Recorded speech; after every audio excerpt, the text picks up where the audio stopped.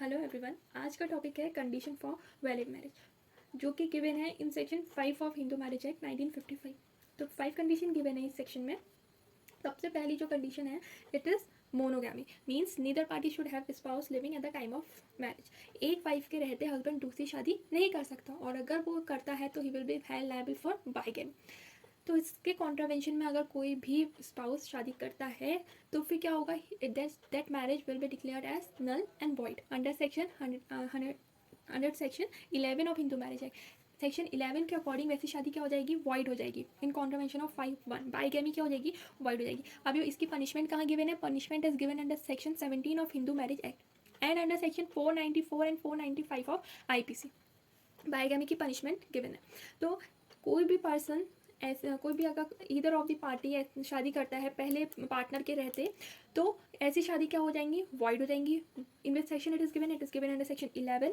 उसकी पनिशमेंट कहाँ गिवन है, section 17 of Hindu marriage act, और कहाँ गिवन है 494 and 495 of IPC। This is the first condition. Second condition है it is about the mental health, section 5 clause 2। तो either party कोई भी इधर हस्बैंड और वाइफ, अगर वो कैसा इफ इधर पार्टी सफरिंग फ्रॉम इनका मतलब एनी डिसीज़, और या तो फिर कोई भी मेंटल डिसऑर्डर से सफ़र कर रहा है, या अनसाउंडनेस या इंसेनिटी से सफ़र कर रहा है, तो ऐसी मैरिजेस क्या होती हैं, वॉइडेबल होती हैं। Such marriages are voidable. कौन से सेक्शन में गिवन है voidable marriages, in section 12 of Hindu marriage है। और ऐसी शादी जहाँ पे parties are not of sound mind, तो वो वैसी शादीज वॉइडेबल होंगी, वैसी मैरिजेस वॉइडेबल होंगी। वो कहाँ गिवन है, under section 12 clause 1 sub clause B of Hindu marriage act, 12(1)(b) of Hindu marriage act. इसमें गिवन है कि ऐसी शादी क्या होंगी, वॉइडेबल होंगी। कोई भी if he is incapable of giving valid consent, कोई भी person if he is not capable of giving valid consent, अगर वो कंसेंट दे भी देता है, if he is capable of giving valid consent दे भी देता है, लेकिन वो क्या है, अनफिट है मैरिज के लिए, या तो फिर for the procreation of children, तो मतलब तो इधर पे भी वो शादी क्या होंगी, वॉइडेबल होंगी। या तो फिर वो सफ़र कर रहा है from recurrent attack of insanity, तो ऐसी शादी भी वॉइडेबल होंगी। कहाँ गिवन है, 12(1)(b). This is about the second condition. Third condition है एज ऑफ द पार्टीज, जहाँ पे जो एज प्रेस्क्राइब्ड है फॉर द हस्बैंड और वाइफ, ब्राइड ग्रूम और ब्राइड के लिए, अगर वो उस एज में कॉन्ट्रावेंशन में अगर कोई भी शादी करते हैं, ऐसी कोई शादी होती है, तो वो क्या होती है, हिंदू मैरिज एक्ट में इसके बारे में कुछ नहीं बता रखा है, वो वैलिड होती हैं लेकिन पनिशेबल होती हैं। सच मैरिजेस आर वैलिड होती हैं, वैलिड है लेकिन पनिशेबल है। Punishable under section 18 clause A of Hindu marriage act. Valid तो है लेकिन क्या है, पनिशेबल है। और किस कौन से सेक्शन में, 18 क्लॉज A में पनिशेबल है। क्या है पनिशमेंट, 2 साल का रिगरस इम्प्रिजनमेंट, या तो फिर फाइन, जो कि कितना हो सकता है 1 लाख रुपीज़, या तो फिर इम्प्रिजनमेंट 2 साल का और फाइन दोनों। फाइन कितना है, 1 लाख रुपीज़, और इधर पे इम्प्रिजनमेंट है रिगरस।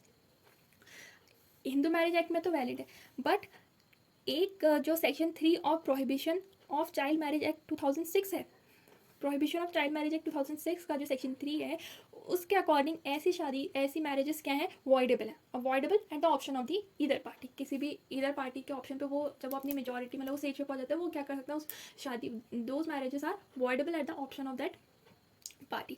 तो सेक्शन 5 क्लॉज 3 जो है वो वैलिड है हिंदू मैरिज एक्ट में, but it is punishable under section 18 clause A of Hindu marriage act, जिसमें 2 साल की रिगरस इम्प्रिजनमेंट, 1 साल का फाइन, 1 लाख रुपीज़ का फाइन, या दोनों है। और voidable at the option of party under section 3 of prohibition of child marriage act 2006। Next condition is 5 clause 4, जो कि talks about avoidance of prohibited relationship, prohibited degree of relationship. कौन से section में गिवन है, given under section 3G of Hindu marriage act. ये given है section 3G of Hindu marriage act, जिसमें कुछ रिलेशनशिप ऐसी हैं which comes under the prohibited degrees. कैसी रिलेशनशिप है, जैसे कि one should not be the linear ascendant of another, जैसे एक गर्ल है, उसके फादर, उसके ग्रैंडफादर, ये क्या हो गए, उसके लीनियर एसेंडेंट हो गए।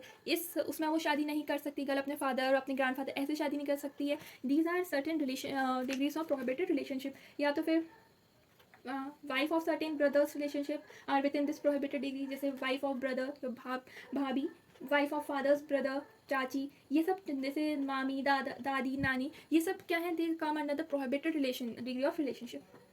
लीनियर एसेंडेंट में भी शादी नहीं हो सकती और लीनियर डिसेंडेंट में भी शादी नहीं हो सकती। मतलब वाइफ और husband should not be the linear ascendant और linear descendant of each other. ठीक है, आंट और nephew, children of two brothers और children of two mothers, these are certain prohibited relationship, degree relationship है। तो इनमें अगर इनके कॉन्ट्रवेंशन में अगर कोई शादी होती है तो वैसी शादी क्या होगी, in effect of contravention those marriages will be void. ऐसी शादियाँ क्या होंगी, वॉइड होंगी। अवॉइड मैरिजेस हमने 5 clause 1 में ही पढ़ा था, ऐसी शादी क्या होती है, वॉइड होती है, विच is given under section 11 of Hindu marriage act. ऐसी शादी वॉइड होंगी। और कहाँ है इसकी punishment given under section 18 clause B, कहाँ गिवन है इसकी punishment, 18 clause B of Hindu marriage act.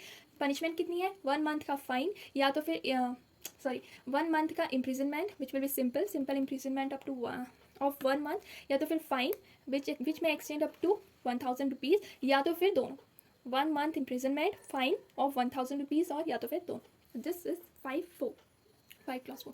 अब जो लास्ट जो है 5 clause 5 है, it talks about the avoidance of सपेंडर relationship which is given under section 3F of Hindu marriage act. ये है given under section 3F of Hindu marriage act.